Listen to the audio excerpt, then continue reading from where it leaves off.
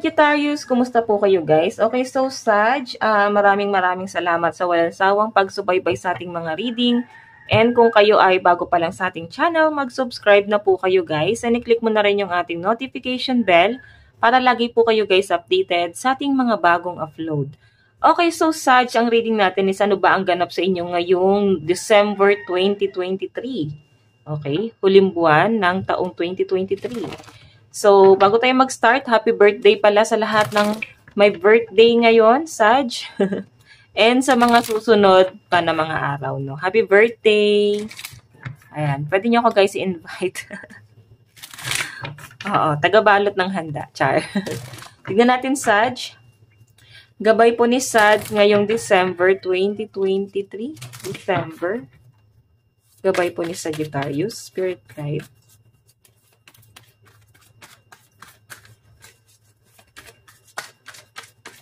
Okay, so Sag, meron tayong 9 of Wands.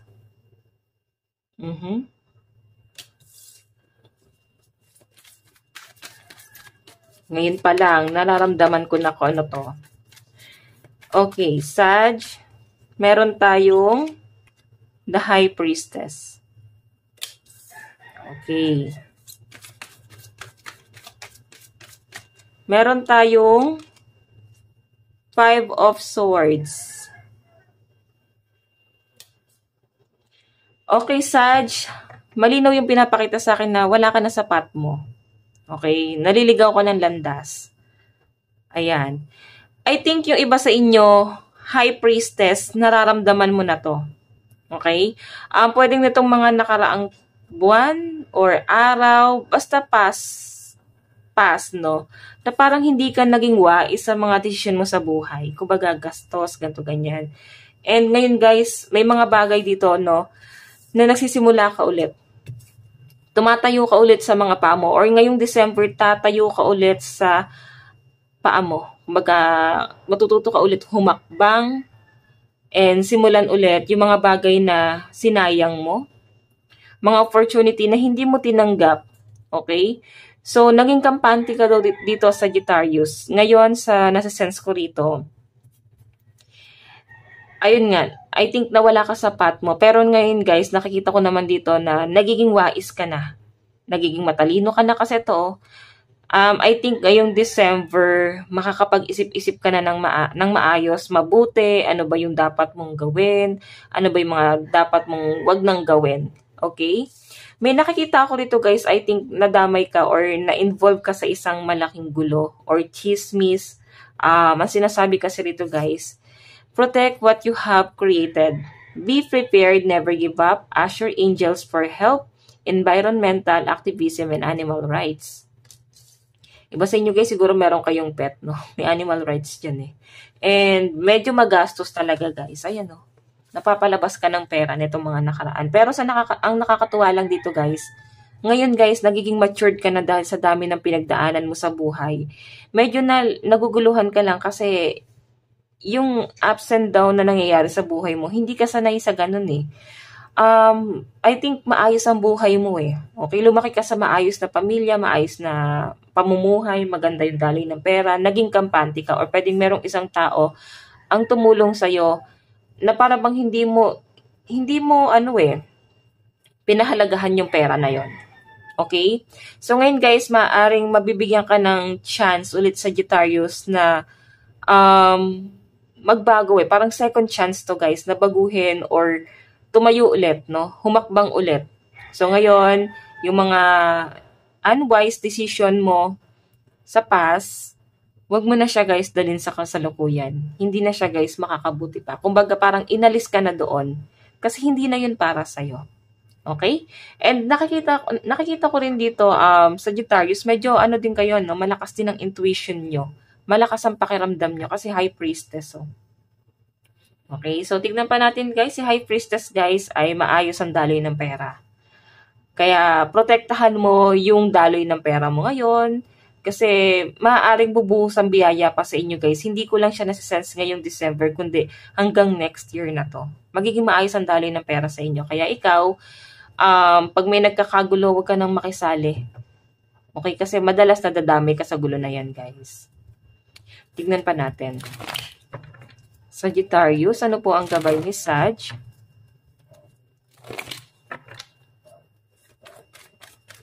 Siguro naging magastos ka din dati doon sa relationship ka ng person mo. Pwedeng ikaw yung parang labas ng pera.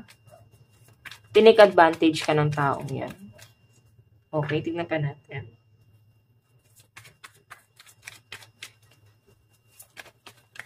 So, Sag, meron tayong Queen of Swords. Para bang nandun ka sa sa balanse. Parang nag-iisip ka na ano ba yung kailangan kong gawin, ano ba yung mga ano pa yung mga plano na kailangan kong gawin. May nakikita akong travel dito guys, sa maaaring pag-iisipan mong mabuti kung itutuloy mo ba yung travel na yan. Okay? Kung igagrab mo ba yung opportunity na to. Tignan pa natin, Sag. Meron tayong The Magician.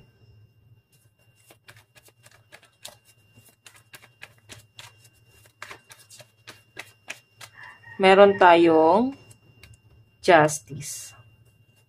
Diba? Pag-process siya guys ng papers, yun ang nakikita ko. Pwedeng flight mo na ngayong December. Or pwedeng ikaw ay magpaplano mag-abroad, Sag. Or pwedeng pumunta lang sa malayong lugar. Or pwedeng ikaw ay merong pinaplano na business. Medyo magastos lang talaga sa Sagittarius. Pero worth it naman.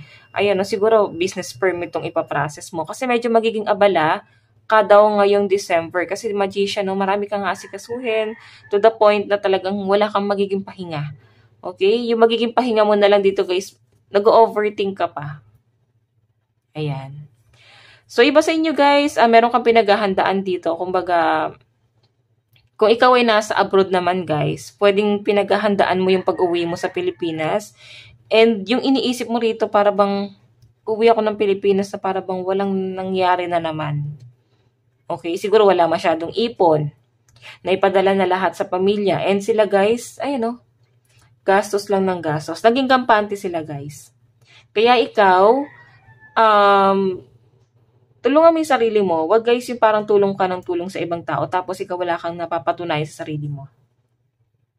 So sabi nga nila guys, kailangan muna yung structure mo, yung foundation mo, kailangan fully build na siya, no? Bago ka tumulong sa ibang tao kasi hindi ka pa ganun ka stable. Okay? Pinapaalalahanan lang kita. Tingnan natin guys, advice pagdating sa love life. Meron tayong religious factor. So, I think foreigner or magkaiba kayo ng paniniwala. Let your friends help you. So, Sag, may mga kaibigan ka na possible na tutulong sa'yo at sa connection mo sa isang tao. Okay? Sa ngayon kasi guys, nawalan ka na ng pag-asa patungkol dito sa isang tao na to na parang bang tinanggap mo na wala nang mangyayari. Hindi ko na in-expect pa or hindi mo naaasahan pa. Okay, tinatanggap mo na sa sarili mo yung mga nangyayari. Kung ano man lang nagaganap sa'yo ngayon, sa relationship mo ngayon, sa taong to. Kasi itong taong to, guys, nararamdaman mo yung paglayo niya. O pwedeng bago pa lang to. Tignan natin advice ni Sag. Meron tayong detoxify. So, siguro kailangan mo daw munang social media detox or unwind. Maging kalmado muna. Okay, tignan natin. Meron tayong crystalline, energy, wonder, alive, and beauty. Diba? So, siguro, kailangan mas maging conscious ka pa sa sarili mo. Unahin mo muna yung sarili mo, diba, Sag? Bago mo isipin yung ibang tao muna. Kagaya na sabi ko kanina, guys. Okay? So, Sag, ito lang naman po ang inyong reading. Hanggang sa muli, God bless and love you. Thank you.